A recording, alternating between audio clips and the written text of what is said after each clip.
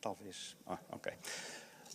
Obrigado, Sra. Presidente. Muito boa tarde, Sra. Presidente, restantes membros da mesa, Sr. Vice-Presidente, Senhoras e Srs. Vereadores, Senhoras e Srs. Deputados, público, jornalistas, funcionárias. Os Verdes selecionaram o tema do envelhecimento e da condição da pessoa idosa para a sua declaração política de hoje. Comecemos por relembrar que, no programa eleitoral do atual Executivo Municipal, no capítulo, Sr. Vice-Presidente, Lisboa, cidade solidária, existe uma secção denominada Cuidar muito melhor dos mais velhos, sendo referidas, e vou citar de forma abreviada, a criação de uma plataforma digital de apoio aos idosos que necessitem de acompanhamento contínuo. Construir, no espaço de um ano, 4 centros intergeracionais com residências para idosos. Criar repúblicas séniores e residências de habitação partilhada por idosos que sejam autónomos, entre outras medidas. No entanto, é de estranhar que esta relevante temática se encontre invariável e incompreensivelmente omissa nos diversos documentos e informações escritas do Sr. Presidente. É do conhecimento comum que o envelhecimento da população mundial representa, cada vez mais, não só um problema de saúde pública, mas também um problema social, económico, político, em suma, um desafio premente e uma oportunidade a resolver no imediato. Avalia-se que existam, no mundo, 600 milhões de pessoas com mais de 60 anos, estimando-se que até 2025 este número duplique, atingindo mais de 1,5 milhão de pessoas em 2050. Ainda segundo dados do Eurostat, Portugal é o segundo país da Europa com mais idosos, 22%, a seguir a Itália, 23%, e em 2050 deverá continuar a ser um dos países da União Europeia com maior percentagem de idosos e menor percentagem da população ativa. O Instituto Nacional de Estatística prevê igualmente que no ano 2050 um terço da população portuguesa seja idosa e quase 1 milhão de pessoas tenha mais de 80 anos. Estes cálculos são feitos com base na tendência do envelhecimento da população, resultante do aumento da esperança de vida e da diminuição dos níveis de fecundidade. Portugal é ainda considerado um país em que os idosos têm menor qualidade de vida, são mais frágeis e mais dependentes do aumento dos custos dos produtos básicos e com a saúde. E vários alertas sobre esta questão têm sido feitos. Por exemplo, em 14 de dezembro de 1990, a Assembleia Geral das Nações Unidas votou o estabelecimento do dia 1 de outubro como o Dia Internacional do Idoso, conforme registado na sua resolução número 45/106.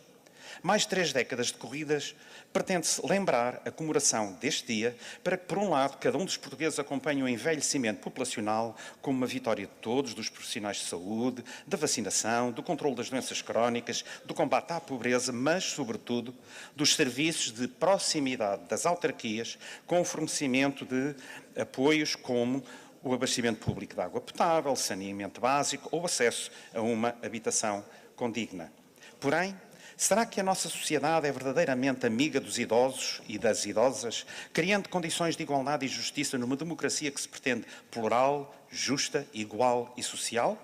Não será que tratar a população sénior com respeito é tratar o nosso próprio futuro, pois um dia seremos todos idosos?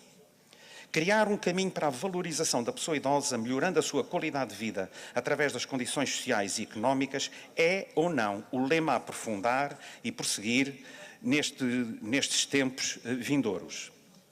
Para tal, devemos assumir e fazer cumprir alguns objetivos, tais como começar por homenagear e dignificar a pessoa idosa, estimular o convívio entre os idosos e as demais gerações, promovendo as relações intergeracionais, promover o respeito à dignidade, literacia e cidadania das pessoas idosas, reconhecer a existência de fragilidades e desigualdades sociais no acesso à saúde, provendo as suas necessidades básicas e melhorar as suas pensões, reformas e outros benefícios sociais.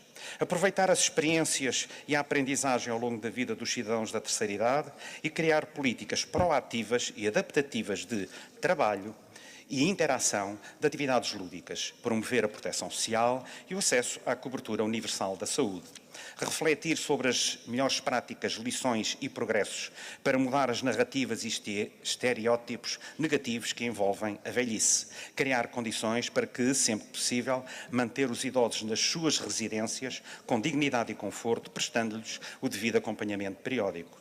Poder-se-iam ainda acrescentar outras datas próximas e iniciativas para assinalar estas preocupações, como, por exemplo, o Dia da Não Violência, 2 de outubro, e o que isso implica com a negligência e o abandono da pessoa idosa e até os maus tratos de que, em média, 4 idosos são alvos, ou o Dia Mundial da Doença de Alzheimer, a 21 de setembro, e o Dia da Saúde Mental, a 10 de outubro, relacionados com as demências, as alterações cognitivas ligeiras, o esquecimento e a depressão, ou o Dia Mundial da Alimentação e o Dia Internacional de Erradicação da Pobreza, 16 e 17 de outubro, que nos lembra que uma percentagem considerável de idosos são pobres, com baixas reformas e muitos com escassas centenas de euros para tentar subsistir durante todo o mês.